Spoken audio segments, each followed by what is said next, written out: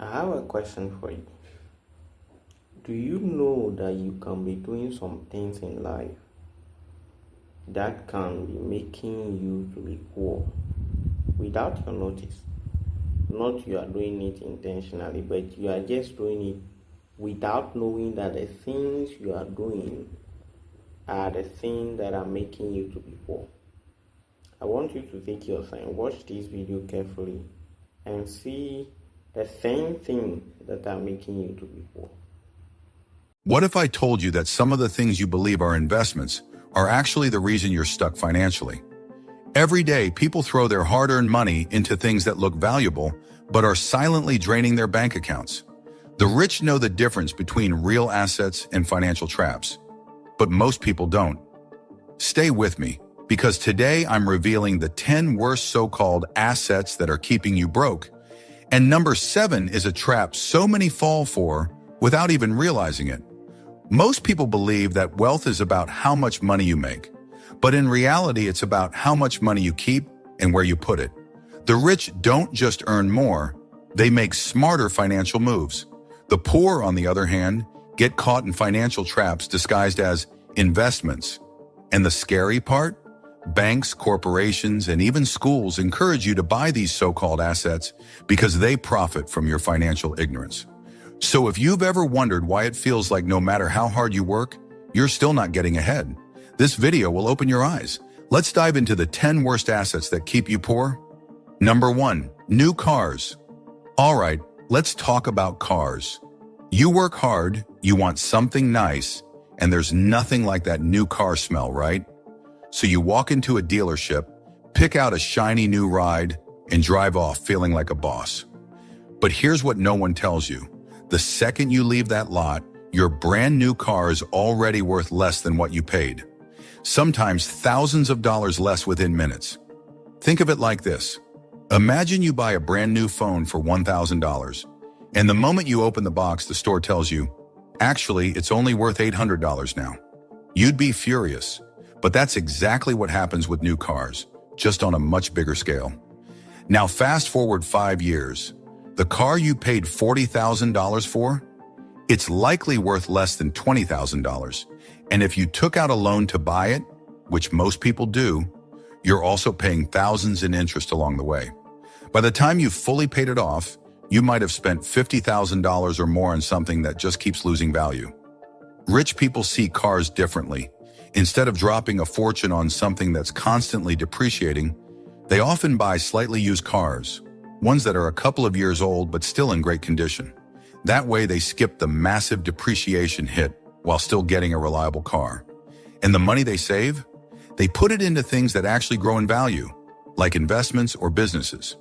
So next time you think about buying a brand new car, ask yourself, do I really want to spend this much just to lose money faster? Because financially speaking, a new car isn't an investment. It's just an expensive way to get from point A to point B. Number 2, timeshares. All right, picture this. You're on vacation at a beautiful resort, sipping a drink by the pool, when a friendly salesperson approaches you with an exclusive offer. They say, what if you could come back to this paradise every year at a fraction of the cost? It sounds tempting. Who wouldn't want a guaranteed vacation spot? So you sign up for a timeshare, thinking you just made a smart investment in your future. But here's the catch. Timeshares aren't really investments. They're financial handcuffs. First, you pay a huge upfront cost, often tens of thousands of dollars, just for the right to use a vacation property for 1 or 2 weeks a year. Then, even if you don't use it, you're still on the hook for annual maintenance fees, which keep going up over time. And if you ever want out, good luck. Selling a timeshare is harder than getting rid of an old treadmill. Buyers are rare, and many owners are stuck with contracts they can't escape. Rich people? They don't tie themselves down like this. Instead of committing to one place forever, they book vacations when and where they actually want to go. And because they invest their money in things that grow, like stocks, real estate, or businesses, they can afford to take trips without worrying about contracts or fees. So before you sign on the dotted line for a timeshare, ask yourself, do I really want to commit to the same vacation spot for life? Or would I rather have the freedom to travel wherever I want? Because a timeshare isn't a ticket to luxury. It's a financial trap disguised as a getaway. Number 3, designer clothes and accessories. Let's be real. Who doesn't like nice things? A fancy handbag, a pair of designer sneakers, or a luxury watch can make you feel like you've made it. But here's the thing. Spending thousands on designer brands doesn't make you rich. In fact, it often does the opposite. Think about it. What's the real reason people buy designer stuff? Most of the time, it's not because the quality is that much better. It's because of the logo. It's about looking successful, even if your bank account tells a different story. And the worst part? A lot of people swipe their credit cards to afford these things, paying interest on something that doesn't grow in value. Now compare that to how the rich handle money. Do they wear designer brands? Sure, some do, but they're already rich when they buy them. They're not spending their last dollar on a Gucci belt or maxing out a credit card for the latest Jordans. Instead, they focus on assets, things that actually make them more money. Imagine 2 people. One spends $2,000 on a designer handbag. The other takes that $2,000 and invests it. 10 years later, the handbag is just an old purse sitting in the closet. The investment? It's probably worth way more than what they started with.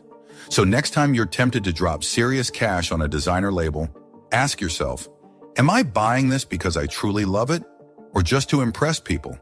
Because real wealth isn't about looking rich, it's about being rich. Number 4, lottery tickets. You buy a ticket, start imagining what you do with millions. Quit your job, travel the world, buy a house on the beach.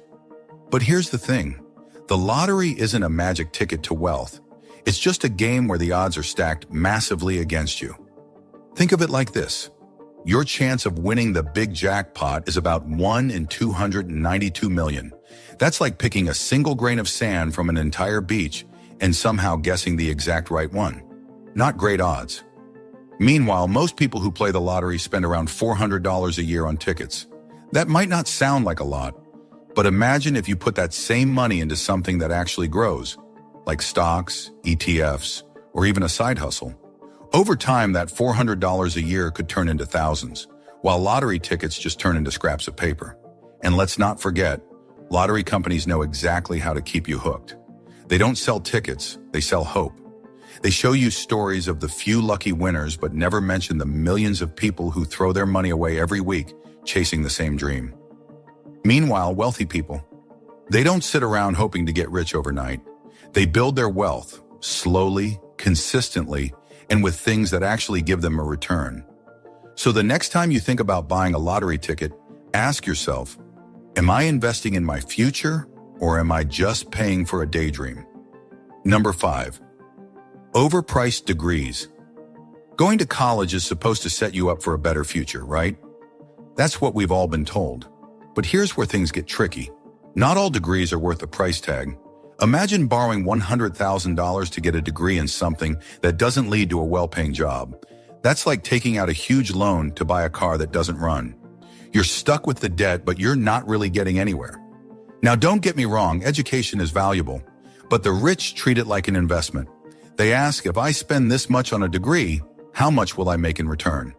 That's why they often choose fields like medicine, engineering, law, or tech, because those degrees usually lead to higher-paying jobs. Meanwhile, some people take out massive student loans without really thinking about whether their degree will pay off.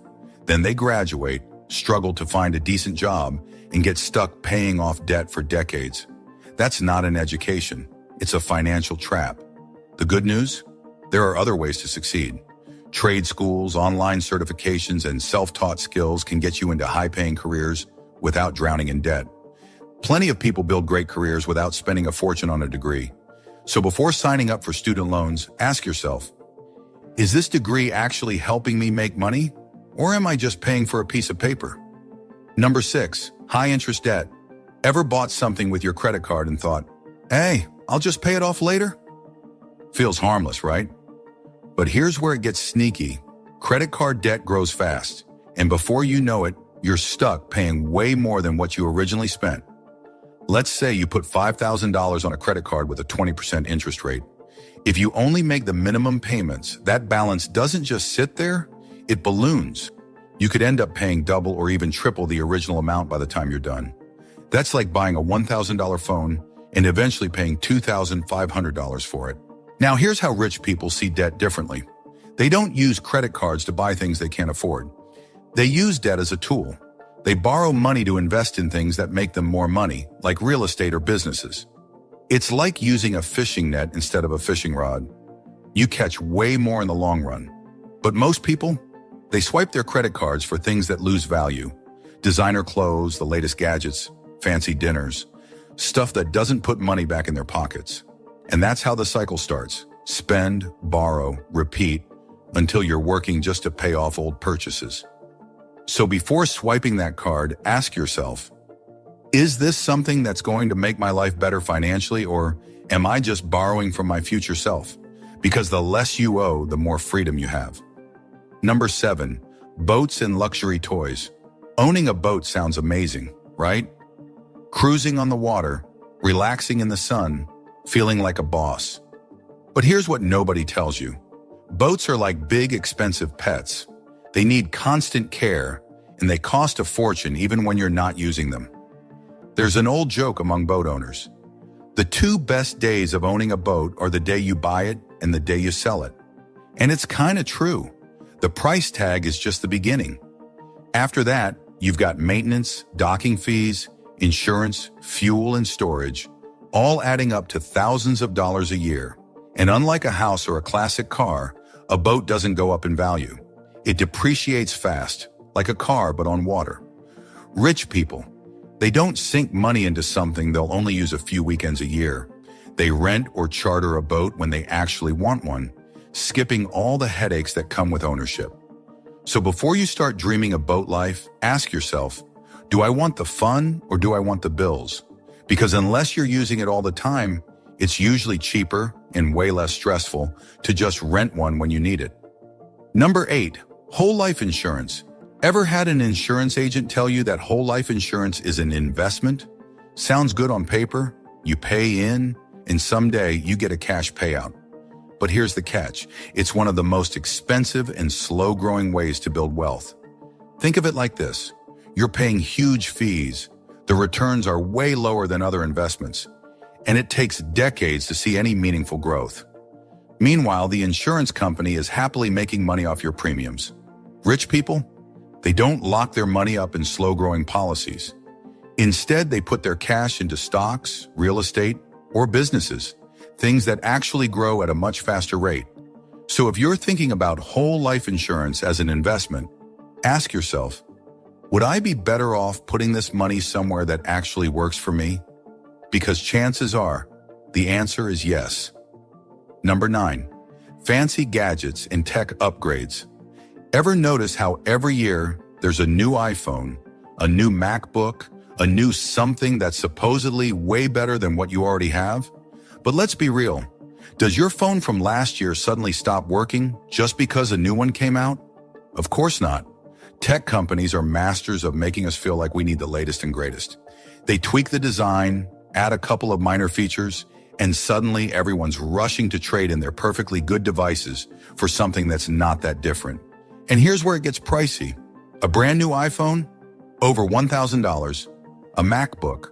Could be $2,000 or more. If you're upgrading every year just to keep up, you're spending thousands on things that don't really improve your life. Rich people, they don't fall for the hype. They use their gadgets until they actually need an upgrade, not just because a new one came out. The money they don't spend on unnecessary tech, they invest it. So while others are chasing the latest phone, they're building real financial security. So before you upgrade, ask yourself, is this really something I need? Or am I just buying into the marketing? Because most of the time, your current phone is just fine. Number 10, expensive weddings. Weddings are beautiful, no doubt. But have you ever stopped to think about the price tag? The average wedding costs over $30,000. And for what? A single day of celebration, a fancy venue, a dress you'll wear once, and a party that's over in a few hours. Now let's put that into perspective. $30,000 could be a down payment on a house. It could kickstart a business. It could be invested and grow over time. But instead, a lot of people choose to spend it on a wedding.